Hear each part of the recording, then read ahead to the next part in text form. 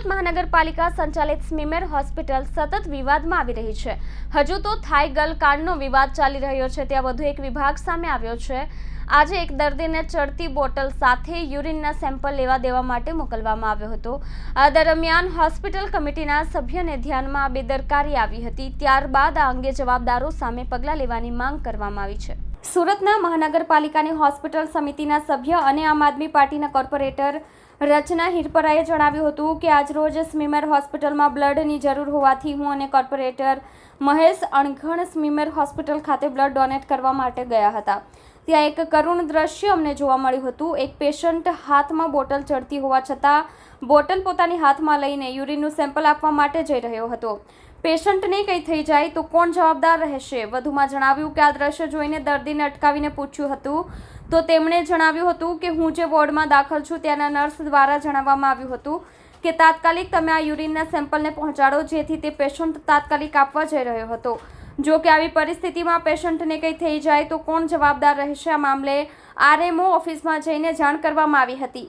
આ પેશન્ટ હાલતમાં કેવી રીતે બહાર ફરી શકે? વધુમાં જણાવ્યું હતું કે આરએમઓને પૂછવામાં આવ્યું હતું આ પેશન્ટ આ હાલતમાં કેવી રીતે બહાર ફરી શકે? આ પેશન્ટને કેટલો મજબૂર કરવામાં આવ્યો છે કે પોતાના સેમ્પલ પોતે આપવા જઈ રહ્યો છે। આરએમઓ દ્વારા જણાવવામાં આવ્યું હતું કે આ તમામ જવાબદારી સિક્યુરિટીની હોય છે, જેથી સિક્યુરિટીની ઓફિસમાં સિક્યુરિટીના હેડને મળવા પહોંચ્યા હતા। તેમણે જણાવ્યું હતું કે અમારી જવાબદારી એ હોય છે કે કોઈ પેશન્ટ હોસ્પિટલની બહાર ન જાય, જવાબદાર સામે વિરુદ્ધ કાર્યવાહી થવી જોઈએ। વધુમાં જણાવ્યું હતું કે પેશન્ટ આવી હાલતમાં બહાર ફરતું હોય અને તેમને કંઈ થઈ જાય તો કોણ જવાબદાર રહેશે?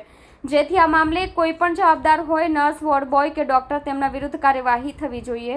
આ મામલે મારી રજૂઆત છે કે તેમના વિરુદ્ધ કાયદેસરની કાર્યવાહી થવી જોઈએ।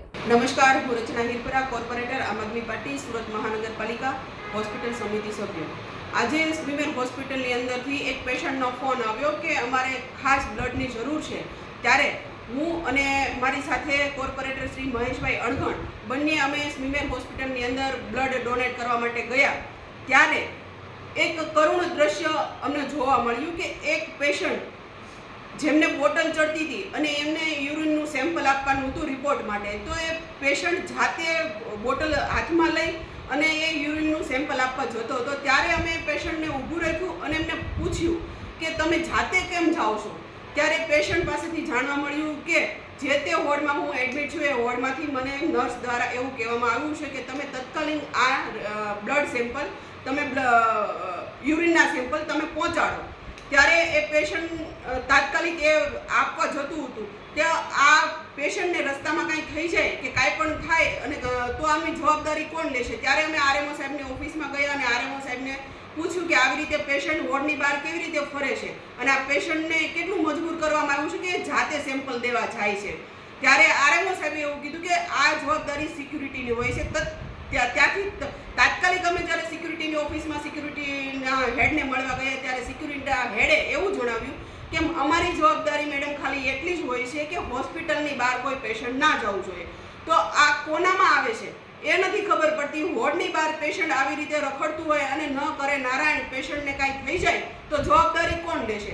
આ સિસ્ટમ કઈ રીતે ચાલે છે તમે જુઓ કે સ્મીમેર હોસ્પિટલની અંદર આટલી બધી ટેકનોલોજી આવી ગઈ છે કે ચાલતા ચાલુ બોટલે પેશન્ટને ઈલાજ મળી રહે, આવી ટેકનોલોજી સ્મીમેર હોસ્પિટલમાં આવી ગઈ છે। જે તે પણ આની સામે જવાબદાર છે કે કોઈ નર્સિંગ સ્ટાફ છે, કોઈ વોર્ડ બોય છે કે કોઈ પણ ડૉક્ટર છે કે જેણે આ બેદરકારી દાખવી છે ને એમની સામે કાયદેસરની કાર્યવાહી કરવામાં આવે ને કડક પગલાં લેવામાં આવે એવી મારી રજૂઆત છે।